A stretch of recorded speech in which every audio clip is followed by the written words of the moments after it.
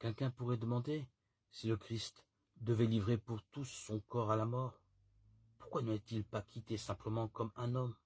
Pourquoi est-il allé jusqu'à le faire crucifier? Car on pourrait dire qu'il était plus convenable pour lui de déposer son corps dans la dignité que de subir l'outrage d'une telle mort. Cette objection est trop humaine. Ce qui est arrivé au Sauveur est vraiment divin, digne de cette divinité pour plusieurs raisons. D'abord, parce que la mort qui survient aux hommes leur arrive à cause de la faiblesse de leur nature. Ne pouvant durer longtemps, ils se désagrègent avec le temps. Des maladies leur surviennent, et ayant perdu leur force, ils meurent. Mais le Seigneur n'est pas faible.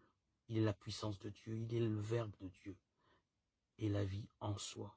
S'il avait déposé son corps en privé dans un lit, à la manière des hommes, on aurait pensé qu'il n'avait rien de plus que les autres hommes. Il ne convenait pas que le Seigneur soit malade, lui qui guérissait les maladies des autres. Pourquoi donc n'a-t-il pas écarté la mort comme il a écarté la maladie? Parce qu'il possédait un corps justement pour cela, et pour ne pas entraver la résurrection. Mais, dira peut-être quelqu'un, il aurait dû esquiver le complot de ses ennemis, pour conserver son corps tout à fait immortel. Qu'il apprenne donc, celui-là, que cela non plus ne convenait pas au Seigneur.